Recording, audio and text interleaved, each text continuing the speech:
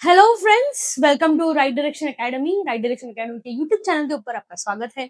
My name is advocate miss Prajakta and I am here to teach you legal aptitude. Okay, इसके पहले हमने 3 से 4 series, ये जो सीरीज है क्रिमिनल लॉ की, ठीक है, तो उसमें हमने 3 से 4 लेक्चर ऑलरेडी कवर कर दिया है, जिसमें हमने इंट्रोडक्शन टू लीगल एप्टीट्यूड, फिर हमने बात की क्रिमिनल लॉ, क्यों ब्रिटिशर्स क्रिमिनल लॉ को लेके आए, उनकी मोटिव क्या थी, उनका इंटेंशन क्या था। फिर हमने थोड़ा सा क्राइम को समझने की कोशिश की कि बाबा इसका इक्वेशन क्या है, इंडिया में कैसे कैसे पनिशमेंट्स किस किस थियरी और फिलोसफी के ऊपर बेस्ड है। उसके बाद हमने लास्ट प्रीवियस लेक्चर्स में कुछ इंपॉर्टेंट डेफिनेशंस जो आती हैं क्रिमिनल लॉ में, वो समझने की कोशिश की। एंड बीएनएस एंड आईपीसी, इसके बीच में क्या अंतर है, या फिर बीएनएस आने की क्या वजह थी, वो भी हमने थोड़ा सा जानने की कोशिश की इन डिटेल। ओके, अब चलिए इस चीज को और थोड़ा डिटेल में लेके जाते हैं, ठीक है।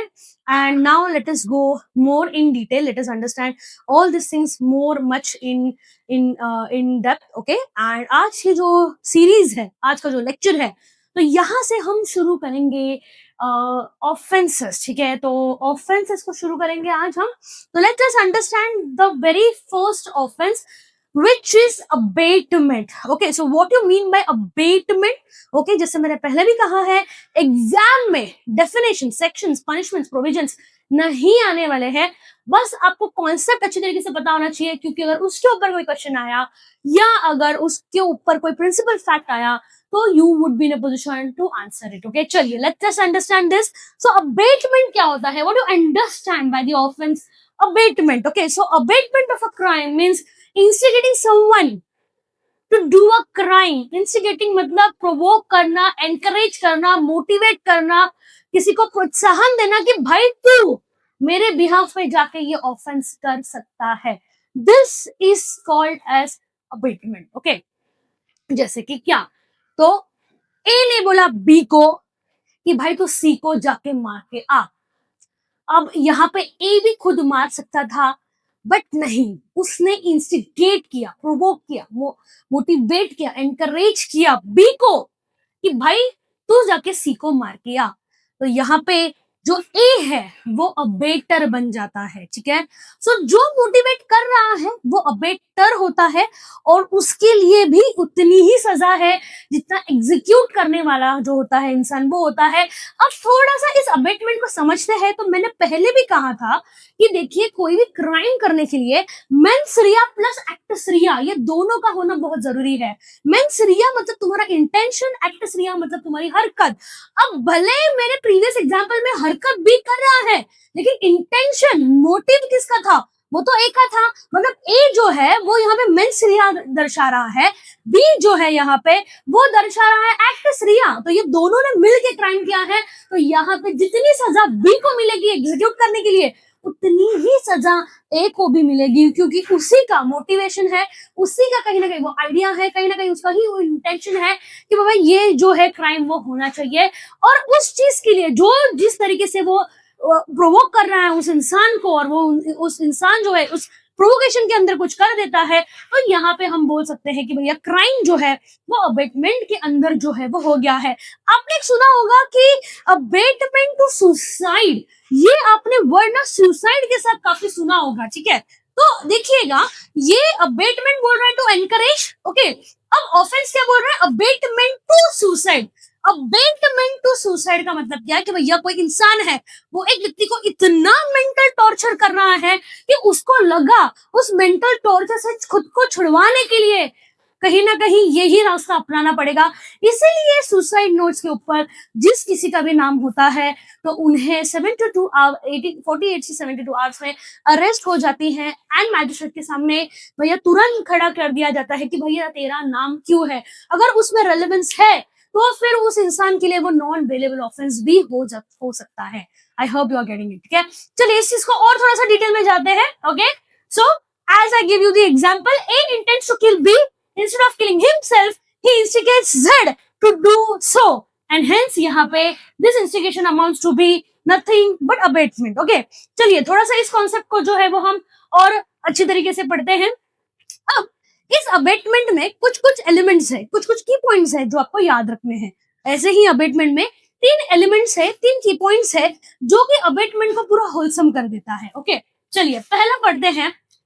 To constitute the offense of abatement, it is not necessary that the act that is abated should be committed or the effect requisite to constitute the offense should be caused. Okay?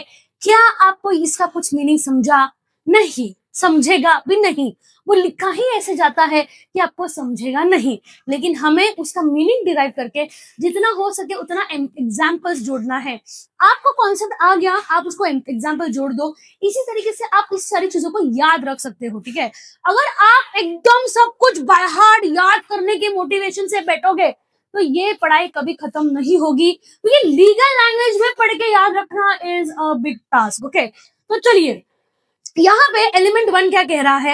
Element 1 ये कह रहा है कि भैया abettor ने अगर किसी को अबेट किया, भले ही जो अबेट हो रहा है, जो दूसरी पार्टी है, उसने कोई एक्शन नहीं लिया, फिर भी यहाँ पे अबेटर ने अपना क्राइम जो है अबेटमेंट का वो तो कर दिया, तो क्या उसके लिए इसकी सजा मिल सकती है उसको? The answer is yes. So for example, A ने इंस्टिगेट किया बी को कि तू जेड को मार। अब यहाँ पे बी इंस्टिगेट नहीं हुआ, बी जो है वो पुलिस स्टेशन गया और उसने कंप्लेंट डाली कि भैया ए जो है वो मुझे इंस्टिगेट कर रहा है जेड को मारने के लिए, तो क्या यहाँ पे ए को अरेस्ट हो सकती है? The answer is yes. तो एलिमेंट बोल रहा है कि जरूरी नहीं है कि अबेटमेंट के बाद एक्शन होनी चाहिए, क्राइम होना चाहिए और फिर ही पुलिस आएगी। अगर ए ने अबेट किया और अगर हमने उसको वहीं पे रोका, क्या हम उस थॉट को तुरंत जेल में डाल सकते हैं?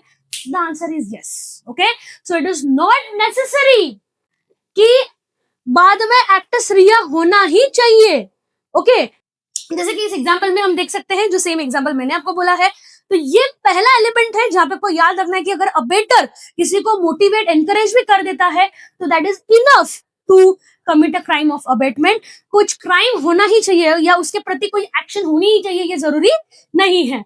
अब बात करते हैं एलिमेंट नंबर 2 की। तो एलिमेंट नंबर 2 क्या बात कर रहा है यहाँ पे? तो एलिमेंट नंबर 2 ये बोल रहा है कि भाई तुम किसको अबेट कर रहे हो, ये भी इंपॉर्टेंट है। अगर तुमने एक 7 साल के छोटे से बच्चे को या अगर अपने एक अनसाउंड माइंड को अबेट किया तो इसको हम अबेटमेंट नहीं बोल सकते। अब आप बोलोगे कि बाबा 7 साल का छोटा सा बच्चा क्या ही ऑफेंस कर सकता है? तो मान लीजिएगा कि ए है जिसे बी नहीं पसंद, अब बी जो है वो सो रहा है। ओके, अब ए ने एक छोटे से बच्चे को बुलाया जिसका उम्र 6 है। 6 साल का बच्चा मतलब पहली में, जो कि दौड़ सकता है, भाग सकता है, चल सकता है, बोल सकता है, पढ़ सकता है, बेसिक चीजें। तो उसके हाथ में एक पत्थर दे दिया, कोई एक नोकीली चीज दे दी और उसको बोला कि भाई तो ये जाके उसके सिर के ऊपर डाल दे या इससे उसका सिर के ऊपर मार दे, ये करने के बाद मैं तुझे एक चॉकलेट दूंगा बड़ी वाली। अब वो ये करने के लिए लालच दे रहा है, चॉकलेट का मोटिवेट कर रहा है, उसको एनकरेज कर रहा है, भाई तू ये कर बच्चे को।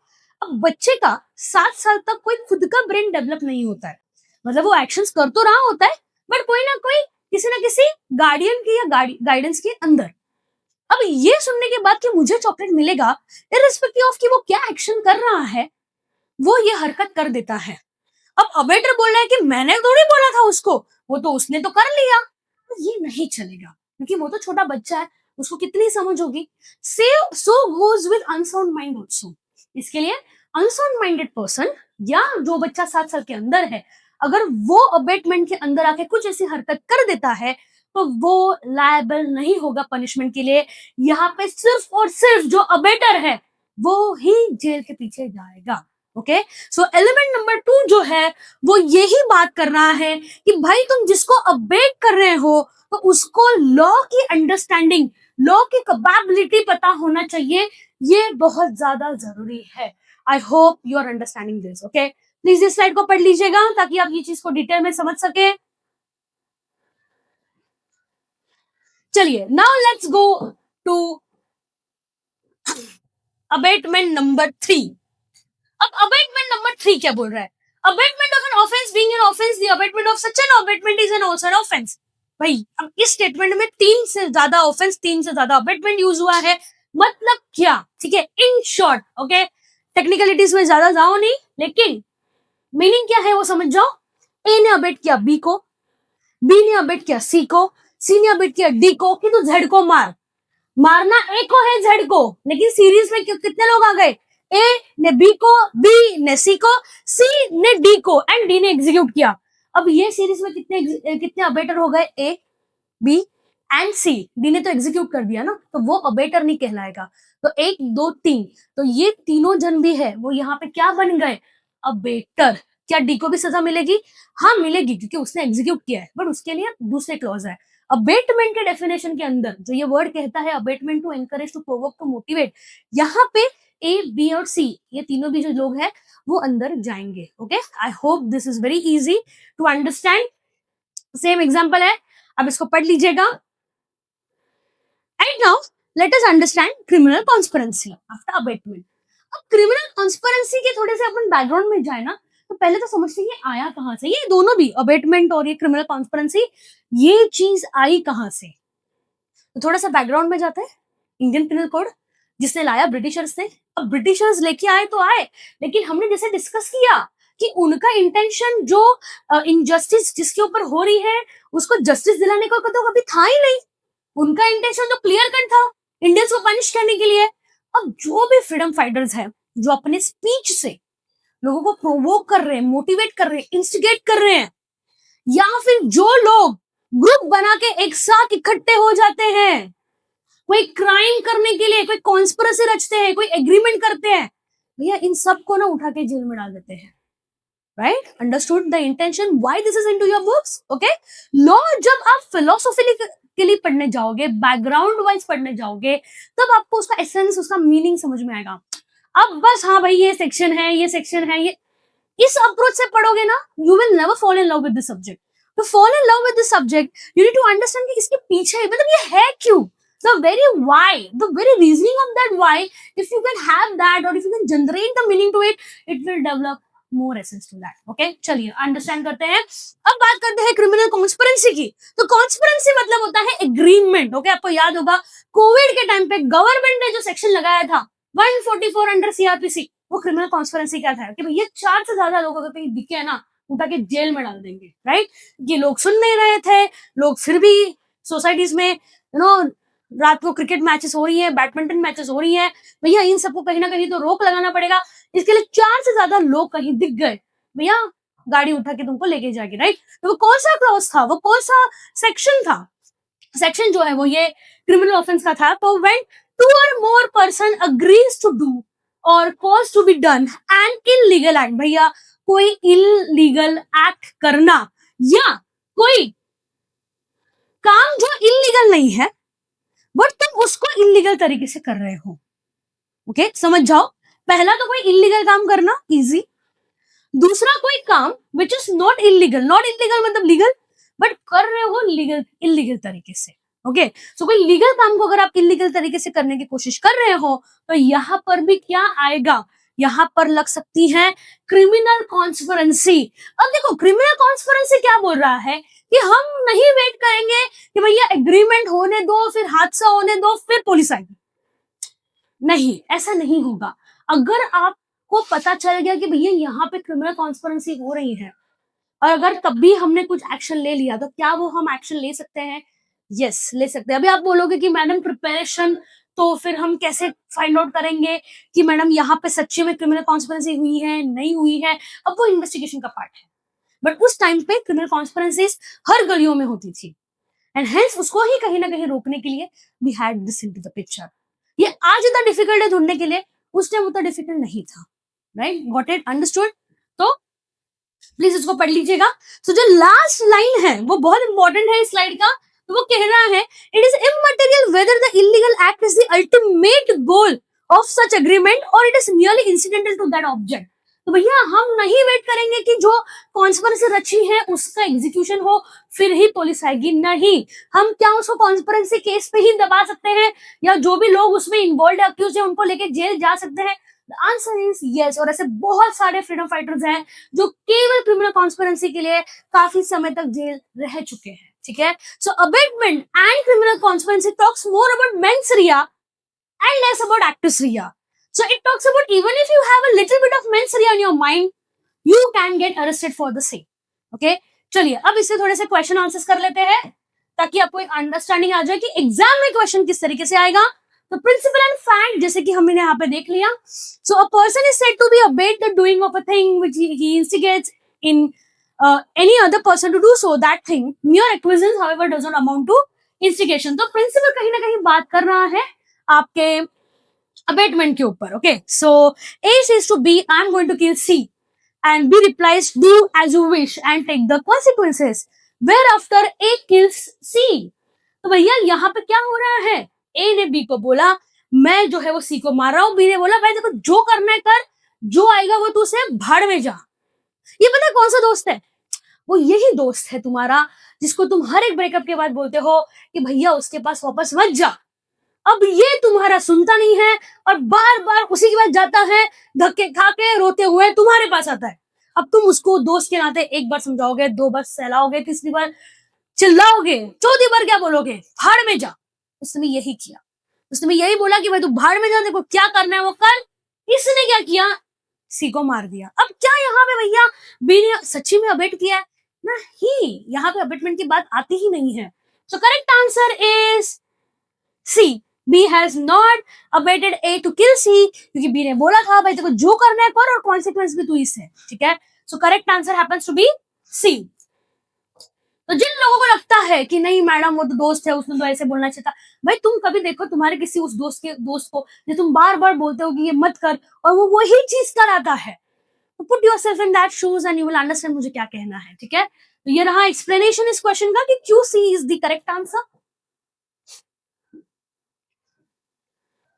ये है again a question of I would say criminal conspiracy को लेके है, ठीक है। प्रिंसिपल आप बाद में पढ़ लीजिएगा।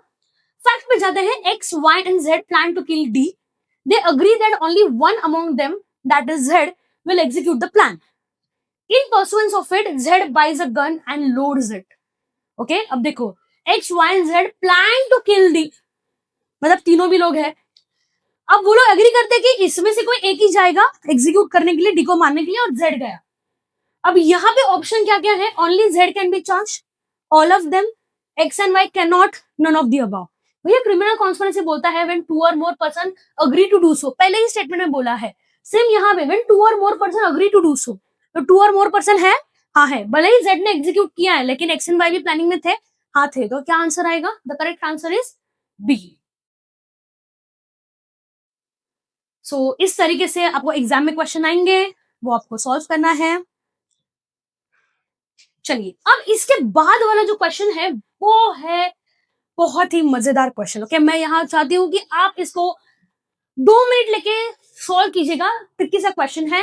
अगेन आपका आंसर जो है वो प्लीज चैट बॉक्स में डाल दीजिएगा, और जो कोई व्यक्ति इसको चैट बॉक्स में आंसर करेगी, ठीक है, again you will have a free test, a free mock and a free discussion with the faculty on this, ठीक है। तो आपको मैं एक स्लाइड दिखा रही हूँ, प्लीज इसको देख लीजिएगा and give me your answer.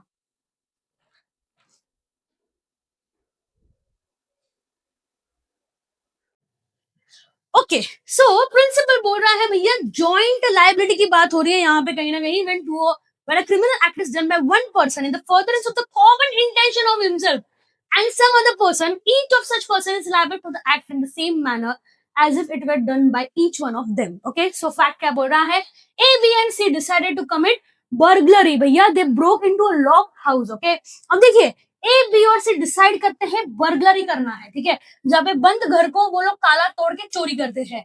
अब before they had finished their work, a domestic servant appeared from the outhouse and started shouting. A, B and C left the house and started running away. They were pursued by a small crowd, मतलब एक छोटा सा crowd था फिर जो उनके पीछे भागने लग गया। एक को पकड़ लिया एक्स ने। अब भाग के निकलने में वो क्या करता है, वो क्या कर देता है, ए एक्स को मार देता है, ठीक है। बी और सी तब तक डिसअपियर हो जाते हैं। अब लेटर जो है पब्लिक इन तीनों को अरेस्ट कर देती है और इन तीनों को भी बर्गलरी और मर्डर के इल्जाम में अरेस्ट करती है। अब तुम्हें बताना है कि सही आंसर क्या होगा। अब देखिए जब हम बोलते हैं कि आपको बताना है, सबसे पहले तो ये जो क्वेश्चंस है वो आपको एज अ जज नहीं आंसर करना है, ठीक है। आपको best model paper, standard model answer की जो है एग्जामिनर की, उसके हिसाब से आंसर देना है कि बाबा इसमें से कौन सा बेस्ट ऑप्शन हो सकता है। जरूरी नहीं है आप जो आंसर चूज करोगे बेस्ट वो बेस्ट ही निकले, ठीक है, बट इट माइट हैपन कि कहीं ना कहीं that needs to get understood, okay, कि बाबा ये थोड़ा सा बेटर है, इसके लिए हमें उसको चूज करना है, तुरंत जज्बाती तुरंत इमोशनल नहीं हो जाना है, ठीक है। चलिए अब यहाँ पे देखो प्रिंसिपल क्या बोल रहा है कि कॉमन इंटेंशन होना चाहिए, बराबर है, this is point number 1। Common intention सिर्फ ब्लरगरी का था, ओके। अब भैया इसने मर्डर कर दिया, जो बी और सी के प्लान में था ही नहीं, तो इसको क्यों सजा मिल रही है मर्डर के लिए? I hope you getting it. Principle बात कर रहा है कॉमन इंटेंशन की, हम उसी तक ही सीमित रखेंगे, कॉमन इंटेंशन सिर्फ बर्गलरी का था, कहीं पर भी इनकी किलिंग की प्लान हुई है या कहीं पे प्री ऐसे डिसाइडेड था कि अगर बीच में कोई आ गया तो मार डालो, नो। तो फिर क्यों इन तीनों को भी सजा मिलेगी मर्डर की? तो जो बी और सी है वो बर्गलरी के लिए अंदर जाएंगे, और जो ए है वो बर्गलरी और मर्डर तीनों के लिए, दोनों के लिए अंदर जाएगा, ठीक है। सो ये रहा उसका एक्सप्लेनेशन यहाँ पर, please read this once.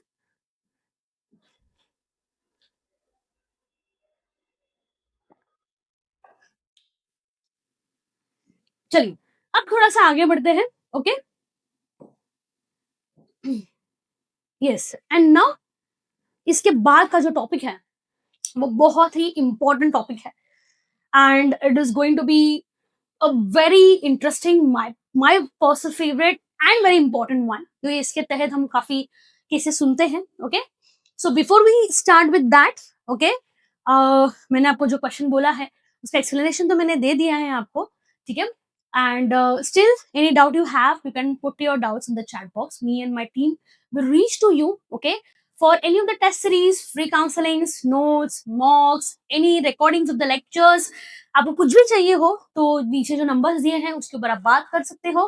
Don't forget we are a team of advocates who are here to help you out for your preparation, so any help with respect to any of the subject, any of the topic, please get in touch with us। हमारे थाने दादर में जो team members बैठे हैं वो आप ही का welcome करने के लिए वहां पे रुके हुए हैं, तो anything anywhere you feel to discuss please contact us। Thank you so much, मिलते हैं अगले सीरीज में।